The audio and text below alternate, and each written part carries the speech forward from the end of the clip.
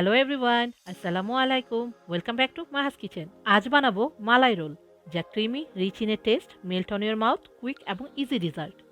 আরও নতুন ভিডিও দেখার জন্য আমার ইউটিউব চ্যানেলটা লাইক এবং সাবস্ক্রাইব করে নিয়ে আমার পাশেই থাকবেন এবং ফ্রেন্ডস অ্যান্ড ফ্যামিলির সাথে শেয়ার করে দিবেন। একটি প্যানে নিয়ে নিচ্ছি 1.5 litre full fat milk, 1/4 cup milk powder. Powder milk ছাড়া মালাই বানিয়ে নিতে পারেন, তবে এতে সময় বেশি লাগবে। 1/4 কাপ সুগার, সুগারটা আপনারা স্বাদ মতো অ্যাড করে নেবেন। হাফ টি স্পুন এলাচের গুঁড়া। সব কিছু ভালোভাবে মিক্স করে নিব যাতে কোনো লাম্পস না থাকে। এবার মিল্কটা মিডিয়াম হিটে একটা বয়েল না আসা পর্যন্ত ওয়েট করব।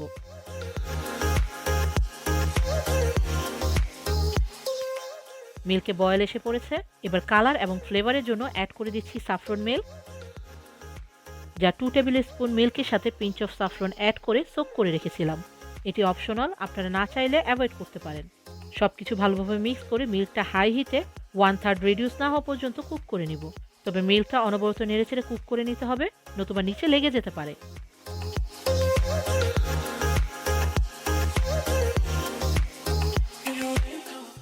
মালাই বা রাবড়িটা হালকা থিক হয়ে রেডি হয়ে গিয়েছে। এবার নামিয়ে নিয়ে ঠান্ডা করে নিব। একটি সেপারেট প্যানে মালাই রোলের ফিলিংটা বানিয়ে নিব। প্যানে অ্যাড করে নিচ্ছি হাফ কাপ ক্রিম, তবে ক্রিমের পরিবর্তে মিল্কও অ্যাড করতে পারেন। Half cup milk powder, 1 table spoon sugar, 1 teaspoon ঘি। সব কিছু ভালোভাবে মিক্স করে নিব যাতে কোনো লাম্পস না থাকে। মিডিয়াম হিটে ফিলিংটা হালকা থিক না হওয়া পর্যন্ত অনবরত নেড়েচেড়ে কুক করে নিব।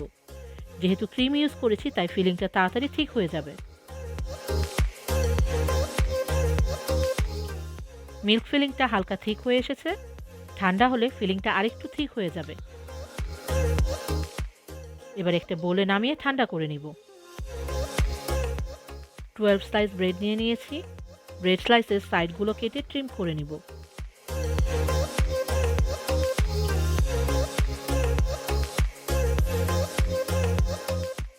এই ব্রেডের সাইডগুলো দিয়ে bread pudding, bread crumbs, gluten বা যে কোনো ডিজার্টে অ্যাড করতে পারেন। ব্রেডগুলো একটি রোলিং পিন দিয়ে থিনলি রোল করে নিব। অল্প করে ফিলিং ব্রেডের মধ্যে স্প্রেড করে নিয়ে ব্রেডটা রোল করে নিব। এভাবে বাকিগুলোও বানিয়ে নিব।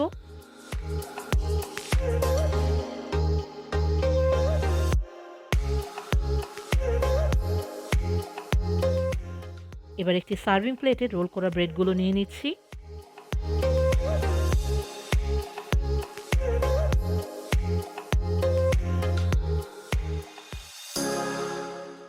উপরে আগে থেকে বানিয়ে রাখা মালাই বা রাবড়িটা অ্যাড করে দিচ্ছি।